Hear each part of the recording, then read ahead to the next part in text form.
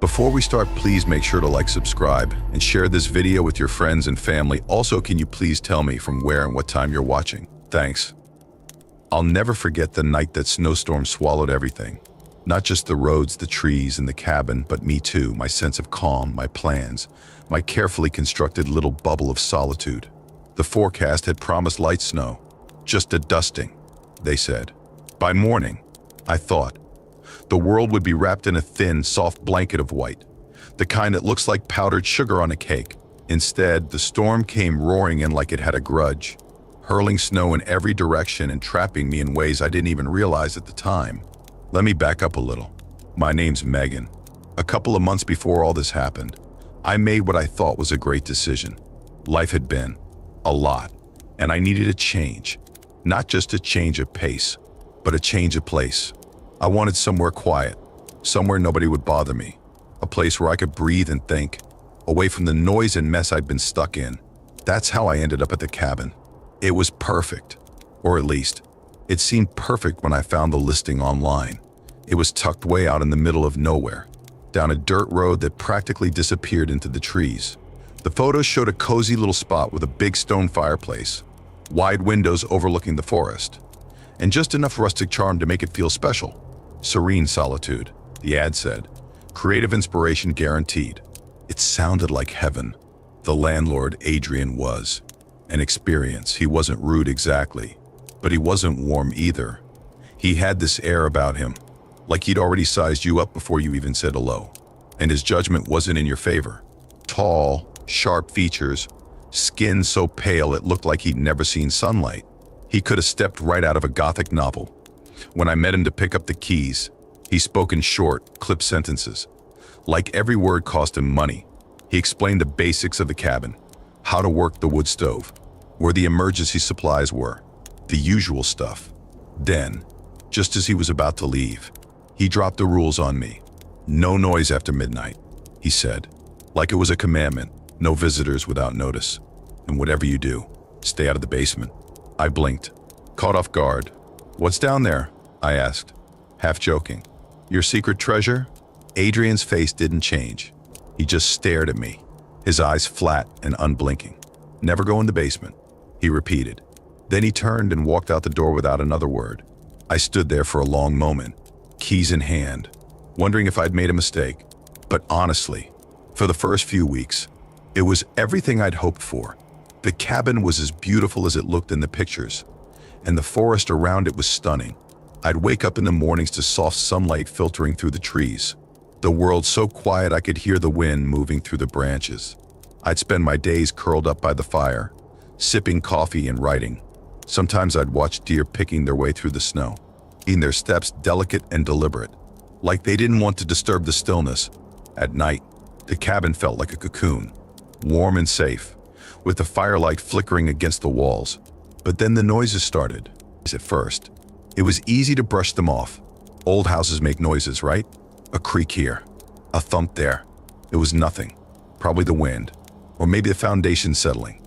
But as the days went on, the sounds got harder to ignore. Scratching, soft, rhythmic bumps. And then, late at night, I started hearing what sounded like whispers. Faint, low, almost guttural. It wasn't loud enough to make out words, if they even were words, but it was enough to make the hairs on the back of my neck stand up. I tried to convince myself it was just my imagination. Living alone in the woods can do weird things to your brain, I figured, but I couldn't shake the feeling that something wasn't right.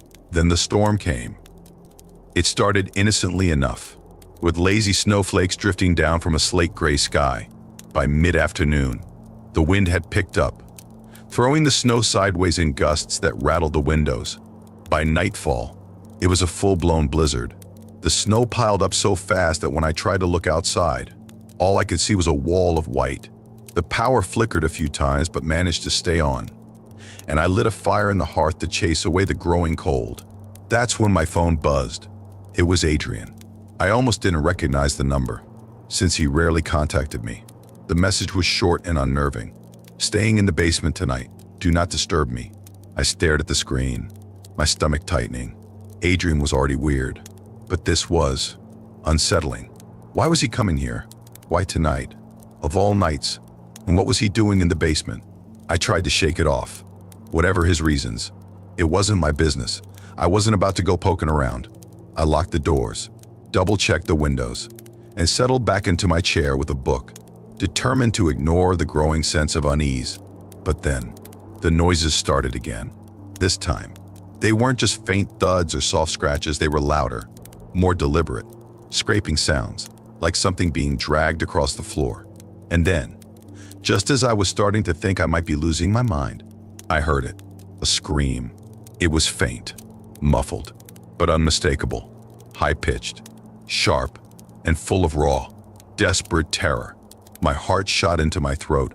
I froze, every nerve in my body screaming at me to run, to hide, to do something.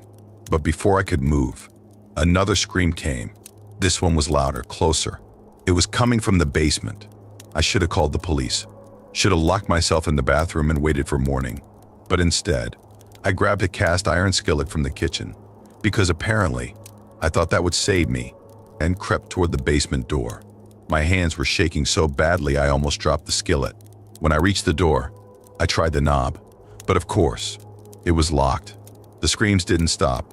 I swung the skillet at the lock, the sound of metal on metal echoing through the cabin. It took 3 hits before the lock finally gave way. The door creaked open, and warm, orange light spilled out from below. The air was thick and choking, heavy with the smell of burning wax and something metallic, like old pennies. I forced myself down the stairs, each step groaning under my weight. The basement was nothing like I'd imagined. The walls were covered in strange symbols, painted in what looked disturbingly like blood.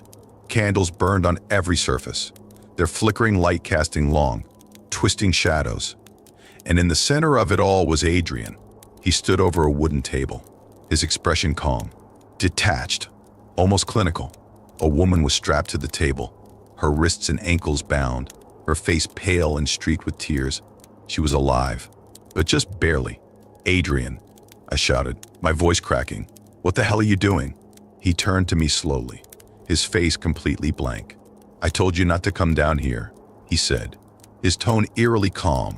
Before I could react, 2 figures stepped out of the shadows. They wore masks, grotesque, bone-white things, and moved with an unnatural, almost mechanical grace. One of them raised a blade, and panic surged through me like wildfire. I won't bore you with every detail of what happened next, partly because it's a blur, and partly because I'm still not sure I understand it myself. All I know is, somehow, I managed to free the woman, set part of the basement on fire, and escape into the storm with her by my side. We didn't stop running until the cabin was nothing but a faint, flickering glow in the distance. When I finally looked back, Adrian was standing in the doorway, his face illuminated by the flames. He didn't chase us. He didn't have to. The look in his eyes said it all. This wasn't over. The cops found nothing. No symbols, no candles, no blood, just an empty basement and a burned-out cabin. Adrian vanished without a trace. To this day, I don't know what I walked into that night. And honestly, I'm not sure I want to know. Some storms trap more than snow, and some doors are better left closed. Have you ever had a night that felt wrong from the start, like the air itself was trying to warn you? I have. And honestly, it's not something I like to think about too often. But sometimes late at night, when everything's quiet, the memory creeps back in, sharp and vivid. It was winter, mid-January, I think. The kind of winter where the city feels like it's drowning in snow, where every corner looks the same because everything's just white on white. That day, I'd pulled a double shift at the bakery. I remember because my arms were sore as hell from hauling those giant sacks of flour we use for the sourdough. By the time I finished, it was close to midnight, and all I wanted was to get home, throw on some old Fleetwood Mac, and just zone out. You know the feeling, when your body's done, your brain's done, and nothing matters except getting home. The moment I stepped outside, though, I knew getting home wasn't going to be simple. The storm had hit hard. Snowflakes as big as your hand were coming down in chaotic swirls, and the wind was so strong it nearly yanked my scarf off. I pulled it tighter and ducked my head, muttering to myself about how the weather app had said light snow. Classic. The bakery's parking lot was behind the building, one of those dimly lit stretches that feels creepier than it should after dark.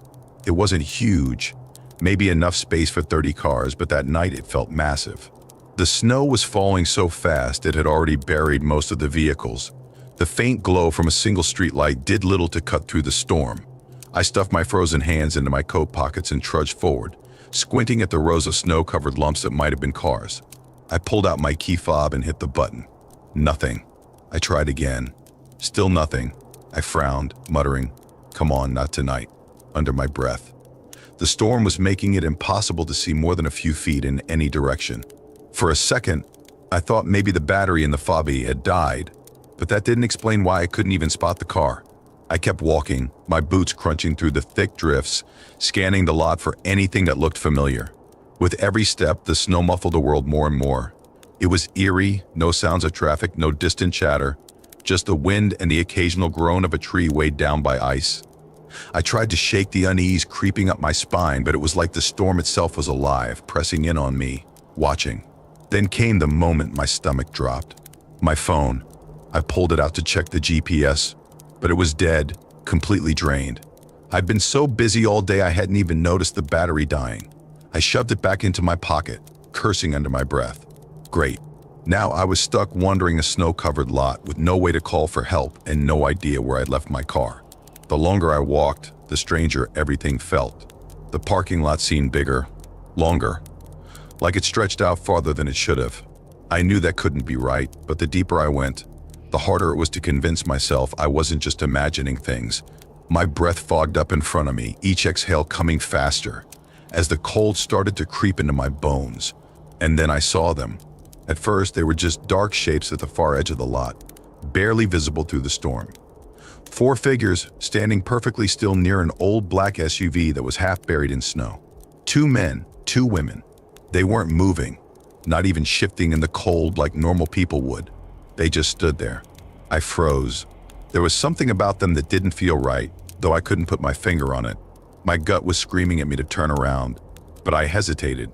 I mean, they were people, right? Maybe they'd seen my car. Or maybe they could tell me how far I'd wandered from the street. I decided to call out. "Hey," my voice cracked as I yelled over the wind. "You guys seen a gray hatchback? I think I lost mine." One of the women stepped forward. Her movements were so smooth they didn't look natural, like the wind and snow didn't even touch her. When she got close enough, I could see her face. Pale, almost translucent. Her eyes were dark, too dark, like pools of ink. She didn't blink, just stared at me. "You shouldn't be here," she said. Her voice was soft, calm, but there was something in it that made my skin crawl. I forced a nervous laugh, trying to play it off. "Yeah, I'd rather not be here either. Just trying to get home." She tilted her head, her lips curling into a small, unsettling smile. "Home?" she repeated like it was a word she didn't quite understand. The others were watching me now, their faces hidden in the shadows of their hoods.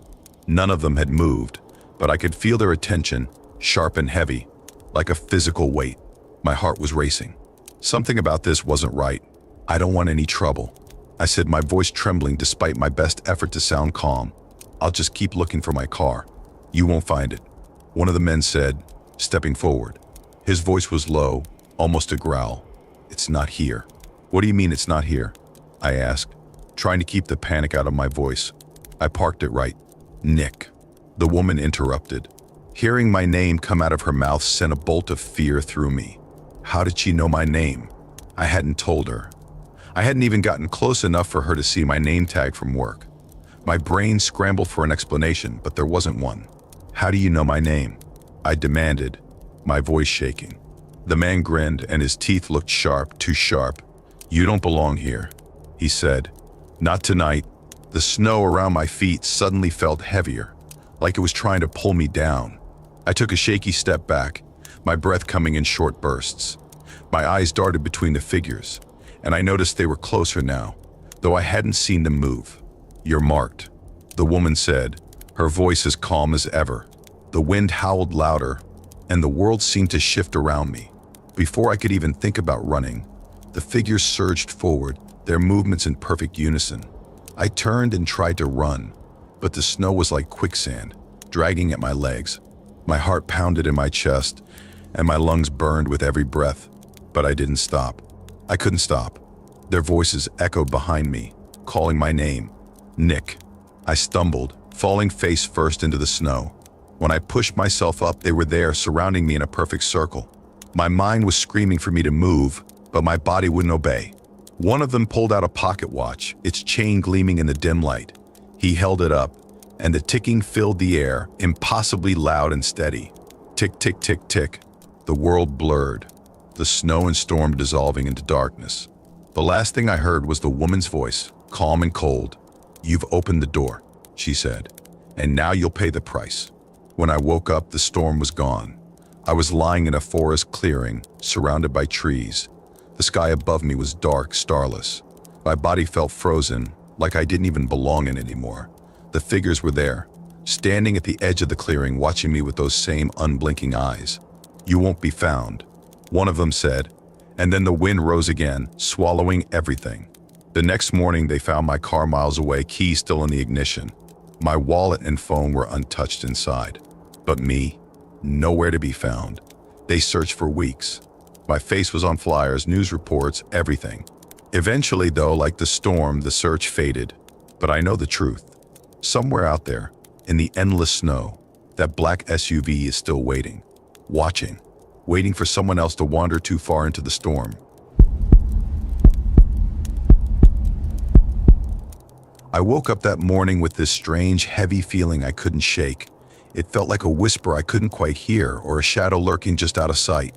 It wasn't the kind of thing you could explain, not even to yourself, but it was enough to get me out of bed earlier than usual. My heart was pounding for no reason I could name. By the time I laced up my boots and grabbed my coat, the pale morning light was barely making its way through the thick gray clouds. I hadn't touched breakfast. Honestly, I hadn't even thought about it. I just knew I needed to move. The old part of town was eerily quiet, almost unsettling in its stillness. Normally, the streets were full of life. Vendors yelled out offers. Kids darted between the stalls. The ever-present hum of people going about their day filled the air. But now nothing. The looming snowstorm had chased everyone inside, leaving the cobblestone streets empty except for me. The air was so cold it burned when I breathed. My boots crunched loudly against the frost-covered ground. Every sound echoed, unnervingly sharp against the silence. I wandered without thinking, my feet carrying me along as though they already knew the way. And then I saw her. She was crouched beside the ruins of an old stone fountain. I vaguely remembered passing it as a kid, but had forgotten it existed. Her copper-colored curls fell in loose, messy tangles, framing a face half hidden behind a threadbare scarf. Her coat was so patched and worn it looked more like a collection of scraps than an actual jacket. She wasn't paying attention to me, or to anything else, for that matter. All her focus was on the object in her hands. It was a music box. And not just any music box. My chest tightened. The air felt colder than before. I knew that music box. I knew it the way you know the sound of your own voice or the smell of your childhood home. The delicate, haunting melody reached me. It was soft and brittle in the icy wind. I hadn't heard it in years. Not since the day my sister disappeared. "You shouldn't be here." Her voice cut through the quiet like a knife. She didn't even look up. The words startled me. I blinked, unsure how to respond. "Neither should you." At that, she raised her head just enough for me to see her face. Her green eyes were sharp and bright, like the edge of a blade. For a moment, I felt like she could see right through me. "You've been following me," she said. It wasn't a question, but a statement of fact. "No," I said quickly, my voice shaky. "I wasn't." My eyes fell to the music box again. The words caught in my throat. "Where did you get that?" She looked down at the music box, her hands tightening around it as though she was afraid I'd try to take it. "Why does it matter?" "It was my sister's," I said. The words spilled out before I could stop them. "She had it the day she disappeared." "Please, I need to know where you found it." Her lips curled into a humorless, almost mocking smile. "Then I guess it's your problem now." She snapped the lid shut, cutting off the melody, and bolted into an alley. For a second, I just stood there, stunned. Then instinct kicked in. I ran after her. The old quarter was a maze, even on the best of days. With the storm clouds rolling in and the snow beginning to fall, it felt like I was running through a dream or maybe a nightmare. The narrow streets twisted and turned. The buildings leaned so close together they seemed to block out what little light was left. My boots slipped on the ice more than once, but I kept going. I didn't know why, but I couldn't let her disappear.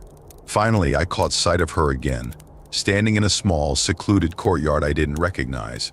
She was at the center, the music box still clutched in her hands. Her breath came out in quick, visible bursts. Her copper hair whipped around her face in the growing wind. "You shouldn't have followed me." Her voice was low and tense but not unkind. I took a cautious step forward, trying to steady my breathing. "I don't have a choice," I said. "That music box is tied to my sister, I know it is. Please, just tell me where you got it." For the first time, her expression softened. I thought she might actually answer, but then her jaw tightened. She shook her head. "You think you're the first person to lose someone because of this thing?" she asked bitterly. "You're not. What are you talking about?" My voice rose, more frustrated than I meant it to be. She exhaled slowly. Her breath curled in the icy air. "It's cursed," she said finally. "It doesn't just play music, it calls people, pulls them in, people like your sister, people like me. And once it has you, it doesn't stop." Before I could even process what she was saying, the wind howled louder, like some unseen force had been waiting for her to speak those words. Snow swirled around us, thick and fast, blurring the edges of the courtyard. It felt like the air itself had turned against us, clawing at my skin and stinging my eyes. "We have to destroy it," she said, suddenly her voice firm. She turned and started walking toward a narrow, overgrown path at the edge of the courtyard. "Come on." I hesitated for half a second before following her. "Wait, destroy it? What does that even mean?" "You think the storm is just weather?" she shouted over her shoulder. "It's not. The box doesn't want us to destroy it. It's trying to stop us." The snow came down harder. The path quickly vanished beneath our feet. The wind screamed, tearing through the trees like a living thing. Every step felt heavier than the last, like the storm was trying to hold us back. After what felt like an eternity, we stumbled into a wide clearing. The snow here was undisturbed, except for a strange, faint circle etched into the ground. Symbols surrounded it. They were jagged and otherworldly, glowing faintly green even through the snow. "This is where it ends," she said, kneeling in the center. She placed the music box in the circle and opened the lid. The melody spilled out louder and sharper than before. It cut through the storm like a blade. And then they came. Shadows. Tall, gaunt figures that flickered like smoke, slipping between the trees. Their hollow eyes locked onto us as they stepped into the clearing, moving slowly and deliberately. "Eli," she shouted. Her voice was panicked but steady. "Keep them back." I grabbed a branch from the ground and swung it at the nearest shadow.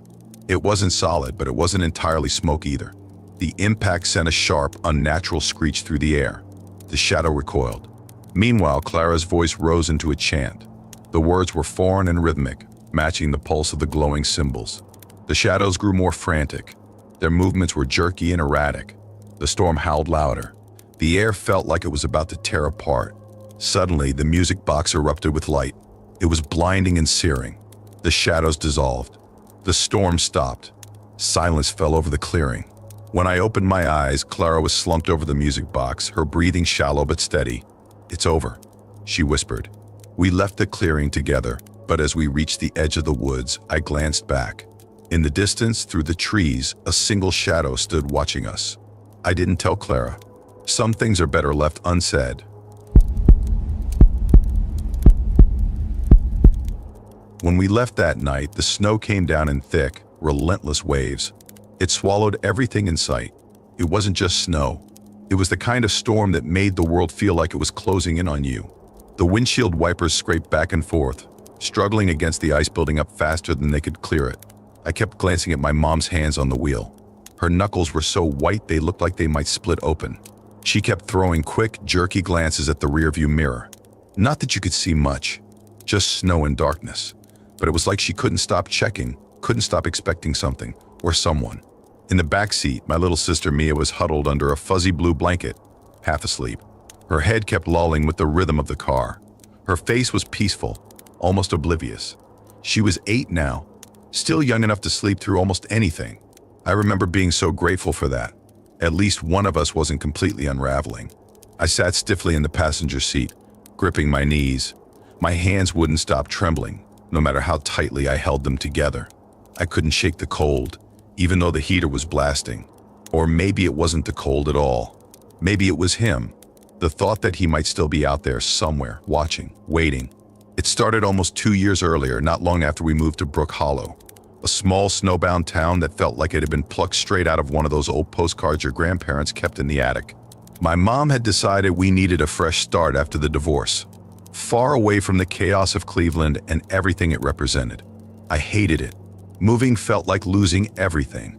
My friends, my school, my routines, even the dumb little things like our favorite pizza place. But Mia needed me. She didn't fully understand why Dad wasn't coming with us, or why Mom had been crying more and smiling less. So I shoved my life into 2 suitcases and followed them to a town so small, it didn't even have its own movie theater. Brook Hollow was cold, colder than anywhere I'd ever lived. Quiet in a way that wasn't comforting. The streets were lined with charming little houses and pine trees that sagged under the weight of endless snow. The people were polite, sure, but there was this reserve about them, like they were used to keeping strangers at arm's length. I tried to make the best of it. I joined the art club at school, found a few people to eat lunch with, and even started appreciating the slow pace of life. It was nice in a way, but it always felt like I was walking around in someone else's story, not mine. And then there was Elliot. The first time I saw him was in front of the town's only grocery store. I was climbing out of the car, still half listening to something Mia was saying, when I caught sight of him standing across the street. He had a dark hoodie pulled low over his face. His hands were jammed deep into his pockets, but it was his eyes that caught me. He was staring right at me, straight through me, it felt like. For a second I couldn't move, couldn't look away. Something about the way he was watching sent a shiver crawling up my spine, even though I couldn't explain why. After that, I started seeing him everywhere. At first, I chalked it up to small-town coincidence. It wasn't that unusual to run into the same faces over and over when there were only so many places to go. But with Elliot, it was different. It wasn't just that I saw him. It was how he always seemed to be looking at me, like I was the only person in the room. At the library, at the coffee shop, even outside my school. He was there, watching. One afternoon, as I waited at the bus stop, he finally approached me. "You're Kate, right?" His voice was soft, almost shy. His breath curled into the air like smoke. I nodded, not sure what else to do. "I'm Elliot," he said. His lips twitched into a half smile. "Welcome to Brook Hollow." There was an awkward pause, so I mumbled something polite. "Thanks," and kept my eyes on the ground. He seemed harmless, maybe a little awkward, but nothing about him screamed danger. Over the next few months, he started showing up more. Somehow, he slipped into the same friend group I'd cautiously begun hanging out with. He was quiet, sure, but he had this way of making people feel like he was listening. Really listening. For a while, I thought maybe I'd misjudged him. Then he asked me out. I told him no gently. I wasn't interested in him like that. I hoped he'd take it well. At first, he seemed fine, disappointed maybe, but nothing alarming. But over the next few weeks, something shifted. His eyes, which had once been curious, turned cold, calculating. That's when it started. He began showing up in places he had no reason to be. Outside my house, at the art club meetings, even at the tiny bookstore where I sometimes studied. He always had an excuse, but it was too much to be random. Then the notes began. At first, they were left in my locker or slipped under my windshield wiper. Messages like "I see you," or "You can't ignore me forever." They were unnerving, sure, but nothing that felt like a direct threat. Not yet, but the notes escalated. "No one else will ever love you like I do. I'll make sure you never forget me." My mom tried to help.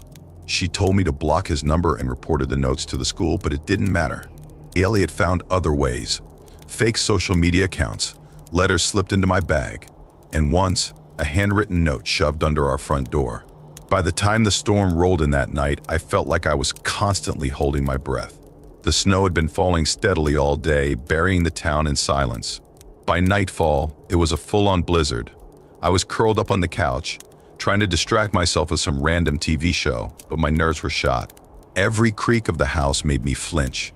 "Kate, can you clear the porch before it freezes over?" Mom called from the kitchen.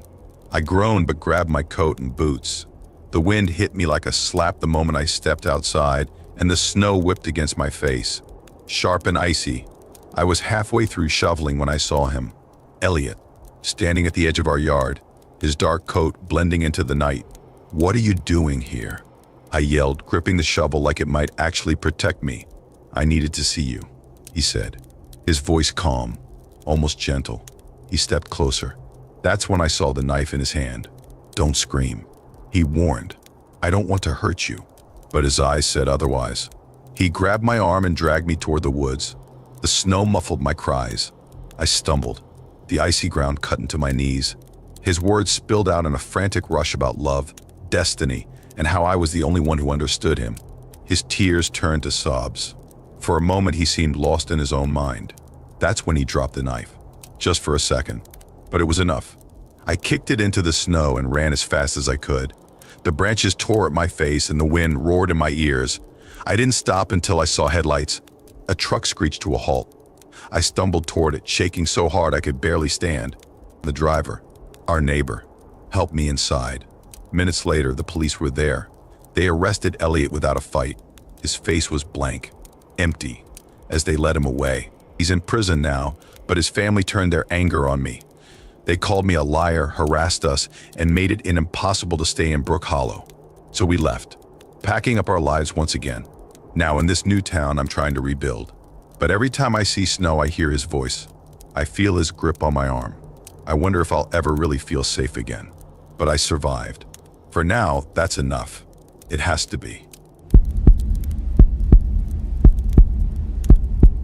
Have you ever made a mistake so dumb you couldn't stop kicking yourself for it?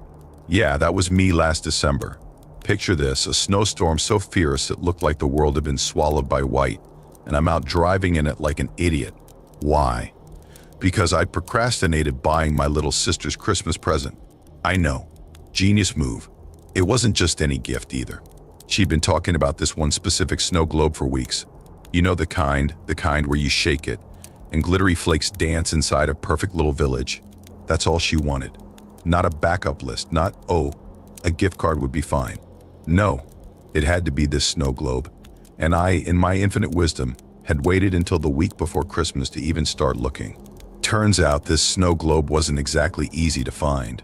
I called every store I could think of, and finally I found one department store on the outskirts of town that had it in stock. The catch? It was late. The storm was already raging. The store was about to close. But what was I supposed to do? Disappoint her on Christmas morning? No way. So despite every warning blaring on the radio about staying off the roads, I grabbed my keys and headed out. The drive was a nightmare. The wind was howling so loudly it drowned out the music on the radio. I could barely see 5 feet in front of me. My wipers were useless against the snow plastering my windshield. Every few minutes, my tires skidded, and my heart leapt into my throat. I kept thinking, this is stupid. Turn around. She'd understand. But I didn't. I couldn't. By the time I finally pulled into the parking lot, I was a wreck. My fingers were cramped from gripping the steering wheel like a lifeline. My jaw ached from clenching my teeth. The lot was nearly empty. Just a few cars buried under mounds of snow. The store's lights glowed faintly through the storm, flickering in the wind. It looked off, but I told myself it was just the weather messing with my head. The automatic doors hissed open, and I stepped inside. I was immediately hit by a wave of stale, overly warm air. At first, the silence was almost comforting after the chaos outside. No crowds, no chaos, just rows and rows of shelves stretching endlessly. But as I walked further in, the silence started to feel unnatural. There were no employees, no other customers, not even the usual background music stores play this time of year. Just the hum of the fluorescent lights and the faint sound of the storm outside. I found the toy section pretty quickly, my boots squeaking loudly against the tile. And there it was, the snow globe, sitting right on the shelf like it had been waiting for me. I swear, I almost cried. I grabbed it, clutching it like it was made of gold, and checked my phone. 10:15. Perfect. Still plenty of time to check out. Except when I got to the registers, they were completely empty. No cashiers, no other shoppers, nothing. Just rows of unmanned lanes with flickering monitors. I glanced at one of the screens. It read 10:45. I froze. How had 30 minutes disappeared? I could have sworn it had only been 5. I called out, "Hello? Is anyone here?" My voice echoed through the empty store. Nothing. Just the low hum of the lights and the distant creak of the building settling. I walked toward the front doors, figuring maybe the cashier was at the service desk. But the doors were locked. I tried pushing, pulling, even kicking them, but they wouldn't budge. The glass was fogged over with frost. When I looked closer, I could have sworn the frost was moving, crawling upward like vines. I turned back to the aisles, and that's when the light started flickering. Not a little flicker, like when a bulb's about to go out. This was violent, chaotic, plunging the store into moments of complete darkness. In those brief blackouts, I thought I saw shapes, moving. I kept spinning around trying to catch them, but when the lights came back, there was nothing. Just rows of shelves. My hands were shaking, and I started muttering to myself, "It's fine. You're tired. It's just a storm." But then I heard it. Music. Faint and scratchy, like it was coming from a busted speaker in the distance. Silent night, but distorted, dragging like an old record player that couldn't keep the tempo. It sent chills crawling up my spine. I decided to head toward the back of the store, hoping to find an employee or an emergency exit. My phone was dead, of course, because why not? As I walked, the aisles started to feel wrong, like they were shifting. Shelves that had been on my left were suddenly on my right. End caps I'd passed earlier were in front of me again. No matter which way I turned, I ended up back where I started. That's when I heard the scraping. Metal dragging against tile. Soft at first, but growing louder. I froze listening. Then came the jingling bells. They were faint like sleigh bells. They sent my heart racing. Against every instinct screaming at me to run, I stepped closer to the sound, peering around the corner of the next aisle. Nothing. Just rows of holiday decorations, strings of lights, plastic Santas, and garlands. But as I turned to leave, I noticed one of the Santas was moving. Slowly. Its plastic head jerked toward me, its mouth opening to let out this awful, mechanical laugh. Tinny and distorted. It echoed through the empty aisles. I stumbled backward, knocking over a display of ornaments. The laughter didn't stop. If anything, it got louder, joined by those jingling bells. And then came the footsteps. Quick footsteps like a child running through the aisles. My chest felt tight, like I couldn't get enough air. "Who's there?" I shouted. My voice cracked. No answer. Just the sound of those footsteps circling me. I bolted. I didn't care where I was going. Just away. The aisles twisted into a maze, shelves looming higher than I remembered. The music changed to jingle bells, warped and frantic, blasting from invisible speakers. My breath fogged the air. It was freezing now, even though I was indoors. And then I saw them. Mannequins. Dozens of them, posed in strange, unnatural ways. Their blank faces seemed to tilt toward me as I passed.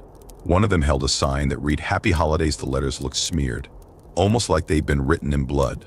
My stomach turned, but I kept moving, too scared to stop. Finally, I spotted the green glow of an emergency exit sign. Relief flooded through me. I sprinted toward it, but just as I reached the door, I felt it. A hand on my shoulder, ice cold, like frostbite seeping through my coat.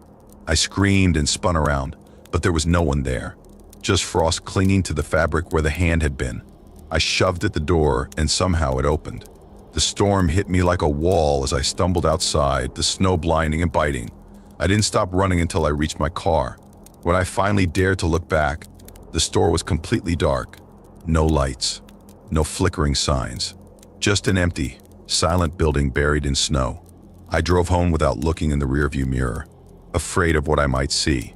Even now, every time it snows, I swear I hear those bells. Sometimes I feel that icy hand on my shoulder.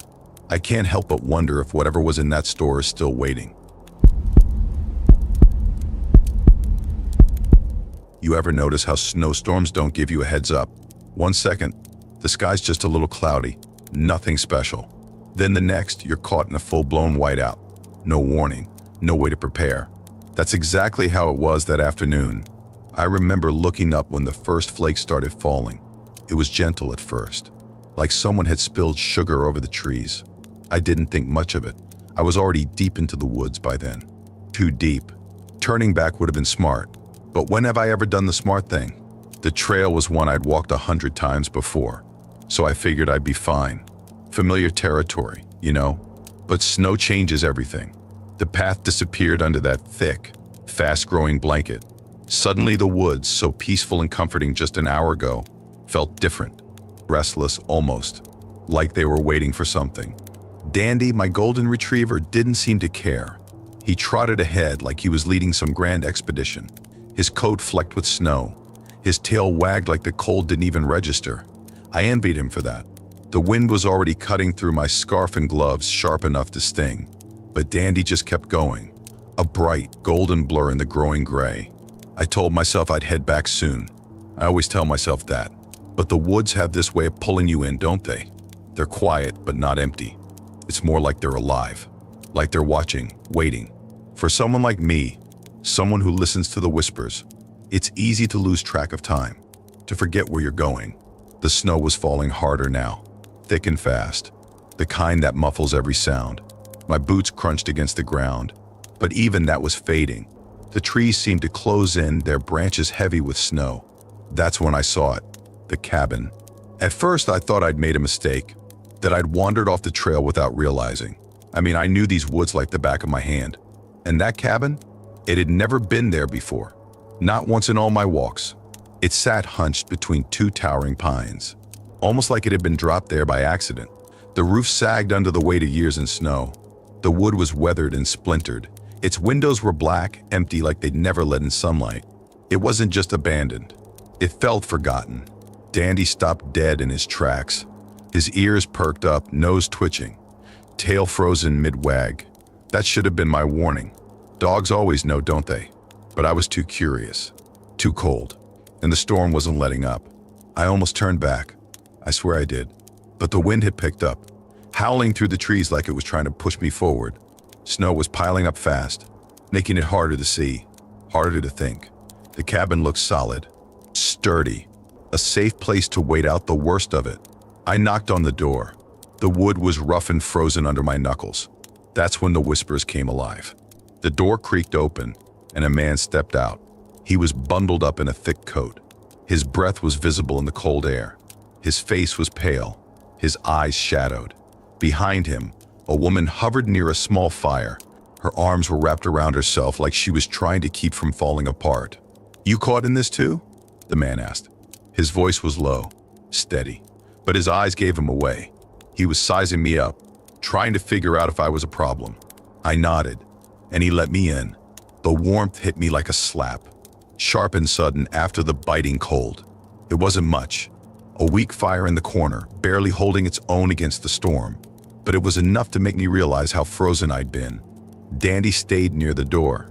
His eyes never left the couple. Smart dog. The man introduced himself as Derek, and the woman was Emma. They looked like hikers.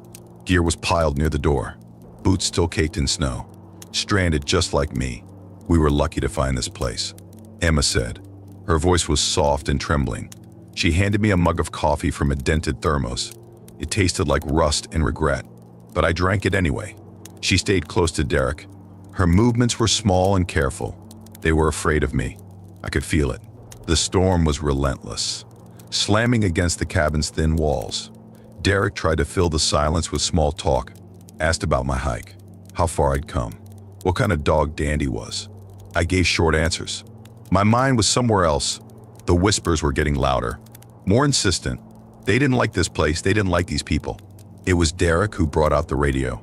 "If we can get this thing working," he said, holding up the rusted, ancient contraption, "we might be able to call for help."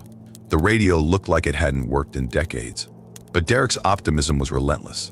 Or maybe it was desperation. Either way, I nodded, taking the radio like I cared. The whispers were practically screaming now. Their tones were sharp and urgent.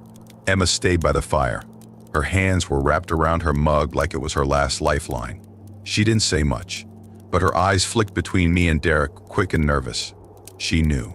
Maybe not consciously, but somewhere deep inside, she knew something wasn't right. The firelight flickered, casting long, shifting shadows on the walls. I picked up the iron poker. The cold metal was heavy in my hand. Derek didn't notice. He was too busy with the useless radio, his head bent, muttering under his breath. The first strike was quick, clean. The poker hit the side of his head with a sickening thud. He crumpled instantly. The radio clattered to the floor. Emma screamed, loud, raw.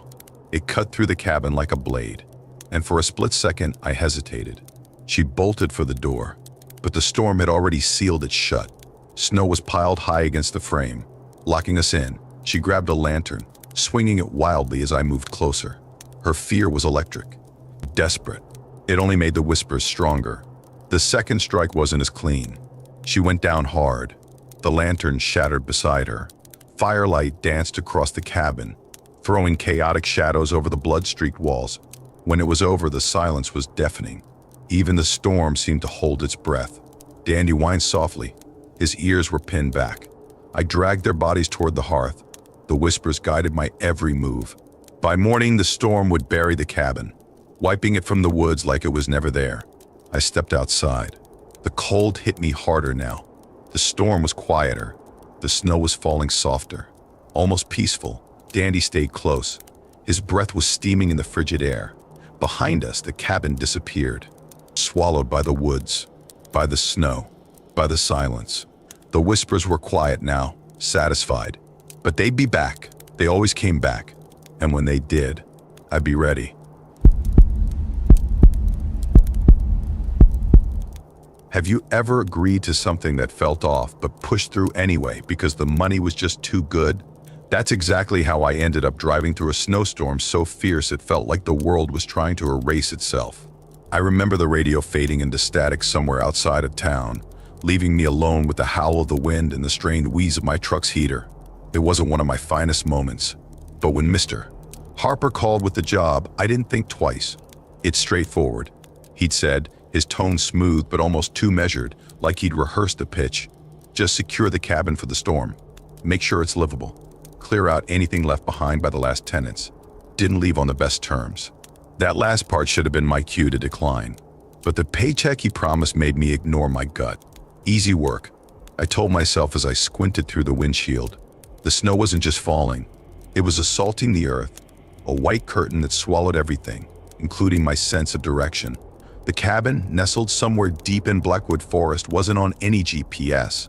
Of course, Harper had sent me old-school directions, scribbled out like something from a scavenger hunt.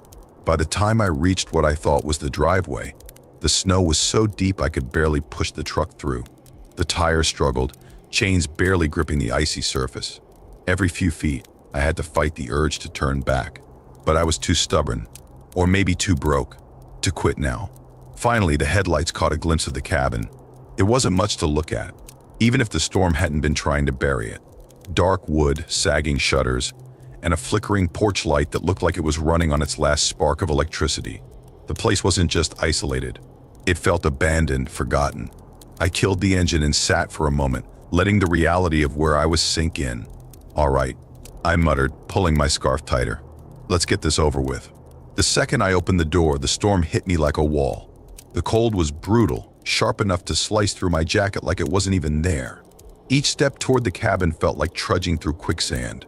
The snow was already thigh-deep, and the wind howled so loud it drowned out everything else. When I finally made it to the porch, my fingers were stiff and clumsy as I fumbled with the key Harper had mailed me. The lock didn't want to cooperate. It was frozen solid, and I had to kick the door a few times before it finally groaned open. Inside, the air hit me. A thick, damp cold with a smell that made my nose wrinkle. It wasn't quite rot, but something stale like wet wood and mildew left to stew for too long. I hesitated in the doorway, flashlight in hand, and took in the scene. The cabin was as basic as it got. A single room with a wood stove in the corner, a battered couch, and a table covered in a thin layer of dust. A ladder led up to a loft overhead, probably where the bedroom was. The place had a heavy, suffocating vibe, like it was holding its breath.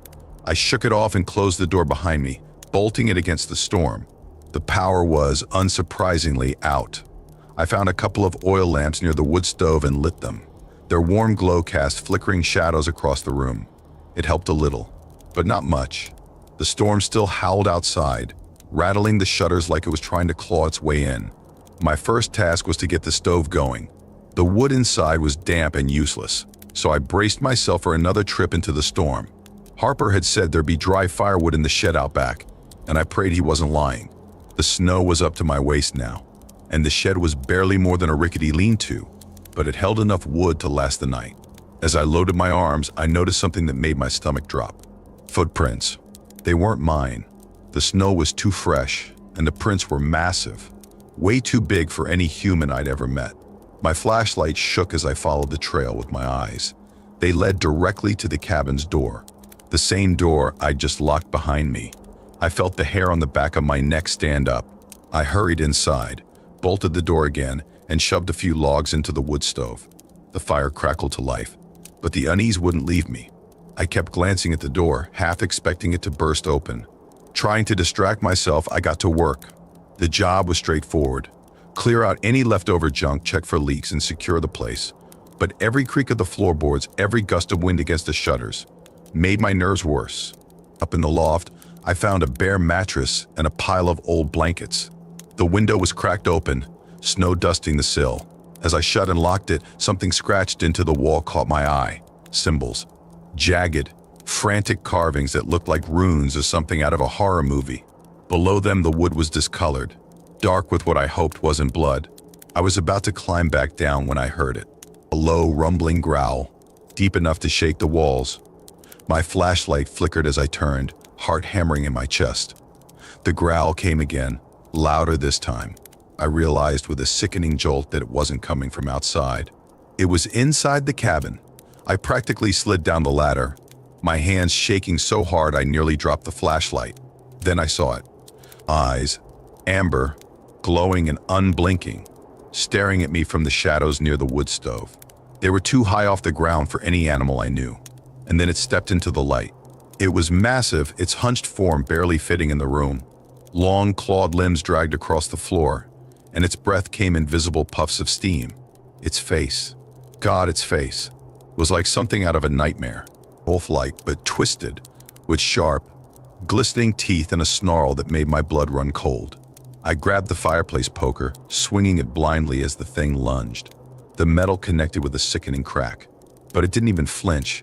It roared, the sound so loud it felt like the walls were vibrating, and swiped at me with claws that left deep gouges in the wood. I bolted for the door, throwing it open and plunging into the storm. The cold hit me like a slap, but I didn't stop. Snow dragged at my legs, and the wind threatened to knock me over. But adrenaline kept me moving. Behind me, the creature roared again, its shadow flickering in the light from the cabin before the storm swallowed it. When I finally reached the truck, I was shaking so hard I could barely get the key into the ignition. The engine sputtered before roaring to life, and I floored it, the tires slipping and sliding as I tore down the driveway. I didn't look back. I never told Harper what happened. Never told anyone, really. But every winter, when the snow starts to fall, I can't help but think about that night. About the footprints, the glowing eyes, and the sound of claws raking against wood.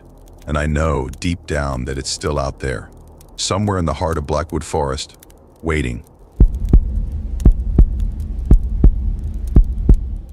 You ever have one of those nights where the world seems off? Like everything around you is holding its breath, waiting for something to happen? That's exactly how it felt that winter at Pine Hollow Camp. I still think about it sometimes, late at night, when the wind rattles the windows. Everything is just a little too quiet. It's not the kind of thing you forget, no matter how hard you try. Pine Hollow is a special place in the summer. You know the type, kids running around barefoot, counselors shouting over the chaos, bonfires crackling under starry skies. The pond's always full of splashing and screaming. The woods echo with laughter and those goofy campfire songs that get stuck in your head for weeks. It's alive in a way that makes you forget the outside world even exists. But in winter is a whole different story. The camp feels frozen, not just from the cold, but from the absence of all that life and energy. The cabins stand empty, creaking under the weight of the snow. The pond turns into this vast, silent mirror of ice. Even the forest seems different, darker, closer, like it's creeping in to reclaim the land. That winter, I was one of the few staff members staying on during the off-season. It wasn't glamorous work, fixing things, shoveling snow, making sure the place didn't completely fall apart before summer came back around. I didn't mind, though. The quiet had its own kind of charm most of the time. But that Thursday night, that night was different. The storm came out of nowhere. It started as a soft whisper, little flakes drifting down as I finished up dinner. I remember looking out the window, thinking how peaceful it was, how perfect it would be to curl up by the fire with a cup of cocoa. By the time I had settled in, though, the snow was coming down in thick sheets. The wind had started howling, rattling the shutters and piling snow against the door. It was one of those storms that makes you glad to be inside, warm and safe. I was sitting by the wood stove, watching the flames dance and letting my mind wander. There's something about a snowstorm that makes you feel cocooned, like the whole world has gone away. It's just you and the fire. I was halfway through my cocoa when I heard it. A knock. It wasn't loud, just this soft, deliberate tap, tap, tap. At first, I thought it was the wind or maybe a branch brushing against the cabin. But it came again steady, rhythmic, like someone was out there waiting. I froze, my mug suspended in midair, and just listened. Tap, tap, tap. It sounds ridiculous now, but in that moment, I was paralyzed.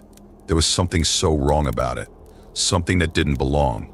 I finally set the mug down and grabbed my flashlight, my heart hammering in my chest. "Hello?" I called out, my voice shaky. The storm swallowed the word. No answer, just that steady knocking. When I opened the door, the wind hit me like a slap. It shoved its way into the cabin, icy and relentless, making me gasp. Snow swirled in chaotic patterns, the flashlight beam cutting through it, but revealing nothing. No footprints, no sign of anyone. Just the storm, wild and untamed. I stood there for what felt like forever, my breath visible in the freezing air, before slamming the door shut and locking it. I told myself it was nothing, the wind, the storm, my overactive imagination. But as I sat back down, trying to shake off the unease, the power cut out. Just like that, the cabin was plunged into darkness. The fire flickered weakly, barely enough to keep the room from being swallowed by shadows. Every creak of the wood sounded louder, sharper, like the cabin was alive. And then the walkie-talkie crackled. Now, static on the walkie wasn't unusual. Storms mess with signals all the time. But this wasn't just static. Beneath the hum, I heard it, a voice. Faint, broken, help. I froze, gripping the walkie so hard my knuckles turned white. "This is Sam," I said, my voice barely above a whisper. "Who's there?"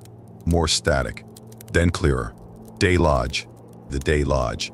Just hearing the name sent a chill down my spine. It wasn't from the cold. The Day Lodge was this old, two-story house on the edge of the property, tucked deep into the woods. It had been part of the original camp back when it was first built. Now we just used it for storage. Even in the summer, nobody liked going there. It felt wrong, like it was holding on to something it shouldn't. "Who is this?" I asked again, louder this time. "Is this some kind of joke?"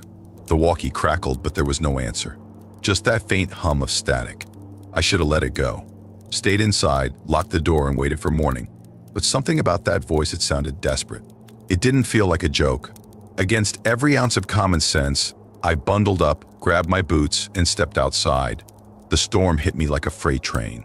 The wind howled, tearing at my coat. The snow was so deep I could barely move.